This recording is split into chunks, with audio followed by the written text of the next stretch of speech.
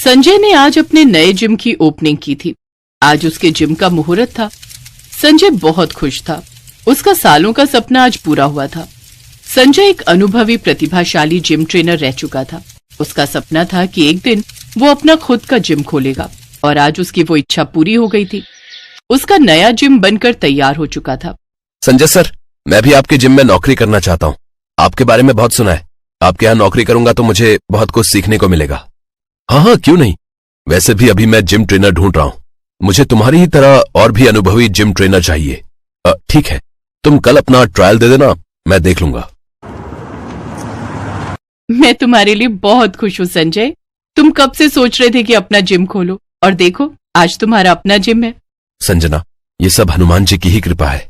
आज उनके आशीर्वाद से ही मेरा ये सपना सच हुआ है। मैं तो इन सब बातों का श्रेय हनुमान जी को ही देना चाहूंगा। उन्हीं के उपकार से आज मैं अपना जिम खोल सका हूं। हनुमान जी, मैं तो बस यही चाहता हूं कि आप हमेशा मेरे साथ रहना, हम पर अपनी कृपा बनाए रखना प्रभु। जय बजरंग बली। और फिर संजय का जिम शुरू हो गया। धीरे धीरे लोग जिम में आने लगे। संजय का नाम बहुत मशहूर था। उसका नाम काफी अच्छे अनुभवी जिम ट्रेनर्स में आता था, इसलिए संजय के नाम की वजह से लोग ज्यादा से ज्यादा आने लगे। संजय खुद भी ट्रेनर्स के साथ लोगों को ट्रेनिंग देता था। लगता ही नहीं था कि संजय वहां का ओनर है। संजय खूब घुल मिलकर सबके साथ रहता था। वहां पर काम करने वाले ट्रेनर्स भी उसकी बहुत तारीफ करते थे। पर कहते हैं ना, मनुष्य पर जब विपदा आती है तो वही सबसे पहले साथ छोड़ देते हैं जो अपने नहीं होते। संजय के ऊपर भी एक भारी संकट आया। संजय का काम अच्छा खासा चल रहा था, पर अचानक एक दिन संजय जिम की एक मशीन लेकर जब लौट रहा था तो उसकी कार का एक्सीडेंट हो गया, जिसमें संजय की बॉडी पर बहुत चोटें आईं। डॉक्टर ने उसका ऑपरेशन करके उसकी जान तो बचा ली, पर संजय को ठीक होने में अभी कई महीने लग सकते थे। देखिए संजना जी, आपको हिम्मत से काम लेना होगा। संजय को काफी गहरी चोटें हैं, जिस वजह से ठीक होने में अभी बहुत समय लग सकता है और इसका अंदाजा नहीं है कि कितना समय लगेगा। संजना की आंखों में आंसू आ जाते हैं। जिस संजय को वो चुस्ती फुर्ती के साथ भागते दौड़ते देखती थी, आज वो संजय बिस्तर पर चोटिल हालत में लेटा हुआ था। संजय के एक्सीडेंट की बात हर तरफ फैल गई। अरे बेकार हो गया यार ये जिम। जब से संजय सर ने आना छोड़ दिया है, ट्रेनर कुछ करवाते ही नहीं है। जब देखो गप्पे मारते रहते हैं। हाँ यार, सही कह रहा तू। या फिर जब जाओ तो पर्सनल ट्रेनर छुट्टी पर होता है। मेरा तो अब इस जिम में ट्रेनिंग लेने का मन ही नहीं है। एक्सरसाइज करने का बिल्कुल मन ही नहीं करता। बहुत गंदा जिम हो गया है। जहां देखो फैलावा रहता है। मैं तो पैसे वापस मांग लूंगा। संजय को हॉस्पिटल से छुट्टी मिल गई और वो घर आ गया। संजय की चोटों को ठीक होने में अभी बहुत समय था। ट्रेनर्स की लापरवाही की वजह से कस्टमर बहुत निराश थे। वो अपने पिछले पैसे वापस मांगकर जिम छोड़ना चाहते थे। ट्रेनर्स संजय से सारी बात कहते हैं। संजय के पास जो भी पैसे जुड़े हुए थे, उन्होंने ट्रेनर्स की सैलरी और कस्टमर के पैसे वापस लौटाने में ही दे दिए। पूरी तरह से संजय का जिम खत्म हो चुका था। जिम पर ताला लग चुका था। हे बजरंग बली, ये मेरे साथ सब क्या हो गया? मैंने क्या क्या सोचा था, सब कुछ खत्म हो गया। आप तो संकट हरने वाले हो। हनुमान जी, मेरी मदद करो। मैं बहुत संकट में हूं। अब आप ही मेरी रक्षा कर सकते हो। सबने मेरा साथ छोड़ दिया, पर कहते हैं जब सब दरवाजे बंद हो जाते हैं तो आपका द्वार अपने भक्तों के लिए सदैव खुला रहता है। मेरी रक्षा करो भगवान। हे बजरंग बली, आपका भक्त बहुत संकट में है। संजय रोने लगता है। तभी कोई उसके घर का दरवाजा खटखटाता है। संजना दरवाजा खोलती है तो वो देखती है कि दरवाजे पर आदमी खड़ा है। जी नमस्कार, मेरा नाम मारुति है। मुझे संजय जी से मिलना है। संजय अंदर ही है, आइए प्लीज। संजना मारुति नाम के उस व्यक्ति को अंदर ले आती है। संजय मारुति को अपने एक्सीडेंट की बात बताता है। संजय भैया, दुख सुख तो आने जाने हैं। दुखों से हार नहीं माननी चाहिए, बल्कि दुखों का मुकाबला करना चाहिए। वैसे मैं आपसे कुछ कहना चाहता हूं। जब तक आपकी तबीयत ठीक नहीं हो जाती, तब तक आपके जिम को मैं संभालना चाहता हूं।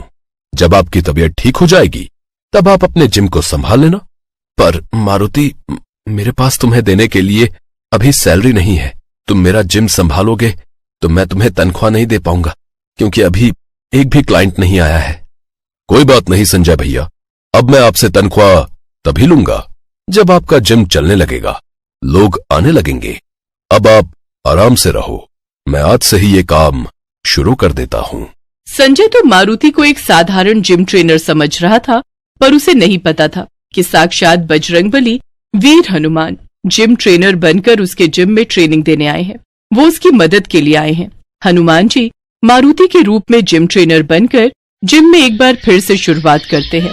अभी तक तो कोई कस्टमर आया नहीं था, इसलिए मारुति ने खुद ही एक्सरसाइज करनी शुरू की।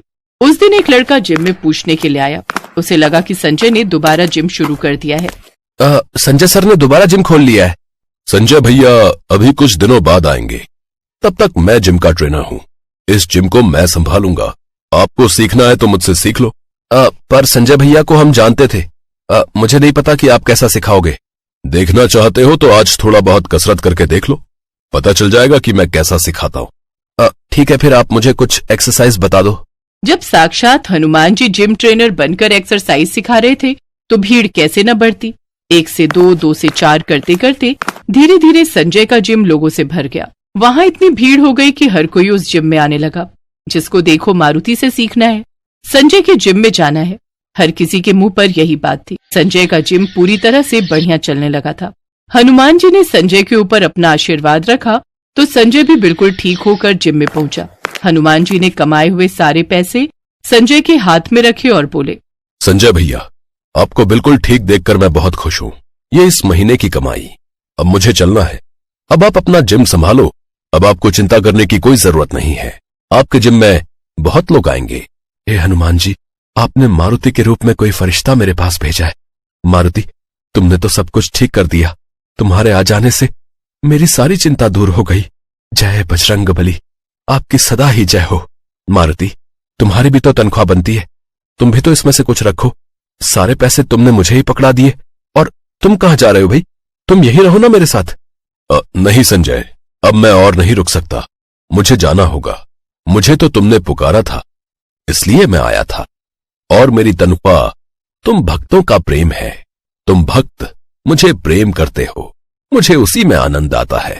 संजय देखता है मारुति के आसपास एक रोशनी की किरण बन जाती है। संजय को मारुति में साक्षात हनुमान जी के दर्शन होते हैं और हनुमान जी अंतर्ध्यान हो जाते हैं। संजय की आंखों में आंसू थे क्योंकि वो जानता था कि स्वयं हनुमान जी उसकी मदद को आ गए और आज उन्हीं के आशीर्वाद से उसके जीवन के सारे संकट दूर हो गए।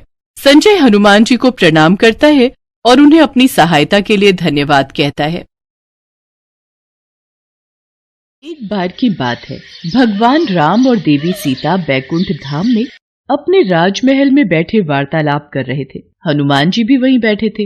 वार्तालाप के बीच में माँ सीता भगवान राम से बोली, प्रभु, बहुत समय से धरती का चित्रण नहीं देखा। पृथ्वीवासी सब प्रकार से कुशल मंगल तो है ना? मैं सोच रही थी एक बार धरती का चित्रण मेरे समक्ष अंकित कर देते तो मैं धरती वासियों का हालचाल जान लेती। देवी सीता, आपको चिंतित होने की आवश्यकता नहीं है। मैं अभी आपको धरती का चित्र दिखाता हूँ। भगवान राम ने हवा में हाथ उठाया और धरती का चित्रण उनके समक्ष आ गया। धरती पर मनुष्य, जीव जंतु सब दिखाई देने लगे। उन्हीं के बीच हनुमान जी की नजर राम मंदिर में बैठे एक पंडित पर गई। राम सिया राम, सिया राम जय जय राम। राम सिया राम, सिया राम जय जय राम। हे प्रभु, हनुमान जयंती उत्सव आने वाला है। इस बार भक्तों का चढ़ावा आ जाए तो मुखिया जी मुझे अच्छे पैसे दे देंगे, वरना भक्तों का चढ़ावा कम आता है तो मुखिया जी भी पैसे देने में बहाना करते हैं। किस सोच में डूबे हो पंडित जी? क्या विचार किया है? हनुमान जयंती पर ऐसा क्या प्रस्तुत करोगे ताकि भक्तों की भीड़ लगी रहे? देखो पंडित जी, अब ये कथा कीर्तन सुनने कोई नहीं आता। 1-2 भक्तों से कितना चढ़ावा इकट्ठा हो जाएगा ये आप भी जानते हो। और अगर इस हनुमान जयंती पर ज्यादा चढ़ावा नहीं आया तो फिर मुझे कुछ और ही सोचना होगा। वैसे भी आपकी उम्र हो चली है, अब आप राम मंदिर की जिम्मेदारी नहीं संभाल पाओगे। मुखिया जी, ऐसा न कहिए। गांव में राम मंदिर की पूजा करते हुए मुझे कई वर्ष बीत गए हैं और इसी मंदिर के कार्यभार के सहारे मेरा परिवार चलता है। लक्ष्मी बिटिया की शादी की बात पक्की कर दी है। अचानक ये मंदिर का कार्य छूट गया तो लक्ष्मी की शादी कैसे कर पाऊंगा? ठीक है, फिर हनुमान जयंती उत्सव आने तक ऐसी रौनक लगाना कि भक्तों की भीड़ दिन रात राम मंदिर में आती रहे। मंदिर में हनुमान जी की सोने की मूर्ति लगवानी है। इसके अलावा जितना चढ़ावा आएगा कार्य उतनी जल्दी संपन्न होगा। हे बजरंगबली, अब मैं क्या करूं कि राम मंदिर में भक्तों की भारी भीड़ उमड़ पड़े। हनुमान जयंती को तो अब आप ही कुछ कीजिए, मेरी सहायता कीजिए बजरंगबली। प्रभु, मुझे लगता है पुत्र हनुमान को सहायता के लिए जाना चाहिए। सीते, हम भी हनुमान को यही कहने वाले थे। पवन पुत्र, तुम इसी समय धरती लोक पर जाओ और पंडित जी की सहायता करो। उन्होंने तुम्हें सच्चे हृदय से पुकारा है। ठीक है प्रभु, मैं इसी समय धरती लोक पर पहुंच जाता हूँ। हनुमान, तुम्हें साधारण मनुष्य की भांति ही पंडित जी की सहायता करनी होगी और आवश्यकता पड़ने पर ही अपनी शक्तियों का उपयोग करना। श्री राम और माता सीता की आज्ञा पाकर हनुमान जी मनुष्य रूप में धरती लोक में पंडित जी के पास पहुंचे। जय श्री राम पंडित जी, मैं बड़ी दूर से आया हूँ। क्या कोई काम मिलेगा? आपकी अति कृपा होगी। काम? इस मंदिर में तुम्हें काम तो दे दूं, पर मेरे पास इतनी धनराशि नहीं कि तुम्हें तनख्वाह दे सकूं। पंडित जी, काम के बदले में आप मुझे रोजाना मंदिर के चढ़ावे के फल खाने को दे दिया करना। मेरे लिए वही काफी है। इसे काम पर रख लेता हूँ। मंदिर के कार्य में मेरी सहायता करेगा तो मुझे भी सहारा मिलेगा। अब ठीक है, तुम आज से ही मंदिर की साफ सफाई और पूजा की व्यवस्था का कार्य कर दिया करना। हनुमान जी मंदिर का सारा कार्यभार संभालने लगे। पंडित जी बदले में हनुमान जी को भगवान राम के प्रसाद में चढ़े फल खाने को दे दिया करते। हनुमान जी के आ जाने से पंडित जी को भी सहारा हो गया था। एक सुबह जब पंडित जी कथा कर रहे थे, हनुमान जी अपने असली रूप में आ जाते हैं और मंदिर में भजन गाते हुए नृत्य करने लगते हैं। आते जाते भक्तों की भीड़ लगनी शुरू हो जाती है। भक्त मंदिर में चढ़ावा चढ़ाकर और आशीर्वाद लेकर हनुमान जी के भजन और कीर्तन नृत्य का आनंद ले रहे थे। ये सदानंद बजरंग बली की वेशभूषा पहनकर कितनी सुंदर झांकी प्रस्तुत कर रहा है। भक्त भी सदानंद को हनुमान जी के रूप में देखकर खुश हो रहे हैं। अब तो हनुमान जी पंडित जी के साथ मंदिर में अपने असली रूप में भजन कीर्तन करते और भक्त झांकी को देखकर खूब आनंद लेते। धीरे धीरे मंदिर में भक्तों की भीड़ लगने लगी और हनुमान जयंती उत्सव आते तक मंदिर में बहुत मात्रा में चढ़ावा आ गया। अरे वाह पंडित जी, इस बार तो कमाल हो गया। इस बार तो मंदिर में अच्छा चढ़ावा चढ़ा है। अब मंदिर की मूर्ति की स्थापना भी हो जाएगी। मुखिया जी, ये सब कार्य सदानंद के कारण परिपूर्ण हुआ। सदानंद ने हनुमान जी की वेशभूषा पहनकर मंदिर में बहुत ही सुंदर नृत्य और भजनों से भक्तों के बीच रौनक लगाई। फिर तो बहुत अच्छी बात है सदानंद। इस हनुमान जयंती पर महाकीर्तन में ऐसी ही वेशभूषा में कार्यक्रम प्रस्तुत करना। हनुमान जयंती उत्सव का दिन आ गया। हनुमान जी खूब नृत्य कर रहे थे। तभी आओ वीर सिंह, सुमित्रा, अच्छा हुआ आज तुमने वीर सिंह को भी उत्सव का न्योता दे दिया। पंडित जी, ये मेरा साला है। हनुमान जी की सोने की मूर्ति स्थापना में आज इसके भी शुभ हाथ लग जाएंगे। जीजा जी, हनुमान मूर्ति तो काफी भारी बनवाई है, बड़ी महंगी रही होगी। साले साहब, ये मूर्ति मंदिर के चढ़ावे में आए पैसों से बनी है। ये मंदिर की अमानत है, काफी पहुंचे हुए सुनार ने बनाई है। आओ स्थापना करते हैं। राम मंदिर में हनुमान जी की सोने की मूर्ति स्थापित हो जाती है और खूब धूमधाम से हनुमान जयंती का उत्सव होता है। पर अगले दिन, हे राम, हनुमान जी की मूर्ति कहाँ गई? मंदिर से मूर्ति चोरी हो गई। जीजा जी, हो ना हो, यह हनुमान जी की सोने की मूर्ति पंडित जी ने ही चुराई है और उनकी बेटी का ब्याह है और उन्हें पैसों की जरूरत है। तुम ठीक कह रहे हो वीर सिंह। पंडित जी को जब पुलिस पकड़ कर ले जाएगी तभी वो सच बोलेंगे। ऐसे उनके मुंह से सच नहीं निकलेगा।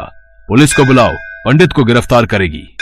इंस्पेक्टर साहब, असली चोर पंडित जी नहीं, मैंने ही मंदिर से मूर्ति चोरी की है। आप मुझे गिरफ्तार कीजिए, पंडित जी को नहीं। अरे सदानंद, तू ये क्या कह रहा है? तू ये सब क्यों कह रहा है? तू ये सब क्यों कर रहा है? इस चोर ने अपना गुनाह खुद ही कबूल कर लिया है। अरे गिरफ्तार कर लो इसे। इसे कड़ी से कड़ी सजा देना इंस्पेक्टर साहब। इसने चोरी की है, वो भी हनुमान की मूर्ति की। अच्छा हुआ चोरी का इल्जाम उस सदानंद पर आ गया। अब मैं इस मूर्ति को बेचकर ढेरों पैसा कमाऊंगा। अरे कौन है? कौन है? अरे ये कौन मुझे थप्पड़ मार रहा है? कोई सामने क्यों नहीं आता? मैं सदानंद के रूप में हनुमान हूँ जिसे तूने गिरफ्तार करवाया। पुलिस के सामने तुझे सच बोलना होगा कि असली गुनाहगार तू है। तूने मूर्ति चुराई है और तू उसे बेचने वाला है। मत मारो, मत मारो, मैं पुलिस को सब सच बता दूंगा। मेरे मन में लालच आ गया था, मुझे छोड़ दो। वीर सिंह भागता हुआ पुलिस थाने पहुंचता है। इंस्पेक्टर साहब, मुझे बचाओ। सदानंद मतलब हनुमान जी मुझे पीट रहे हैं। मैं अपना गुनाह कबूल करता हूँ। मैंने ही हनुमान जी की मूर्ति चुराई है। वो तो बात सही है, पर तेरा दिमाग खराब हो गया है के? हैं? सदानंद तो सामने देख जेल में बैठा है, वो तेरे पास कैसे आ सकता है? नहीं इंस्पेक्टर साहब, वो मेरे पीछे ही खड़ा है, वो मुझे पीट रहा है। मुझे जल्दी से जेल में बंद कर दो, मैंने अपना गुनाह कबूल कर लिया है। इतनी देर में पंडित जी और मुखिया भी गांव के सभी लोगों के साथ पुलिस स्टेशन पहुंचते हैं। इंस्पेक्टर साहब, सदानंद ने कोई चोरी नहीं की, इसे छोड़ दीजिए। वीर सिंह अपना गुनाह कबूल कर लेता है। सदानंद यानी हनुमान जी को पुलिस छोड़ देती है। तभी वहाँ भगवान राम और माता सीता प्रकट होते हैं। हनुमान, अब तुम अपने असली रूप में आओ और अपने भक्तों को दर्शन दो। जो आज्ञा प्रभु। जय श्री राम। सदानंद, साक्षात हनुमान। हे बजरंग बली, आप मेरे साथ इतने दिन तक रहे और मैं आपको पहचान नहीं सका। आपने मेरी इतनी सहायता की। पंडित जी, जहाँ भगवान राम की कथा होती है वहाँ हनुमान जरूर होते हैं। आपने मुझे सच्चे हृदय से याद किया था तो भला मैं कैसे न आता। देखना, अब आपके जीवन के सारे दुख दूर हो जाएंगे। पंडित जी की आंखों में आंसू आ जाते हैं। पंडित जी और मुखिया जी समेत सभी गांव वाले हनुमान जी को सिर झुकाकर प्रणाम करते हैं। उस दिन के बाद मुखिया पंडित जी को कभी भी मंदिर से जाने के लिए नहीं कहता। हनुमान जी की कृपा से पंडित जी के जीवन में खुशियां आ जाती हैं और वो अपनी बेटी लक्ष्मी की शादी धूमधाम से कर देते हैं।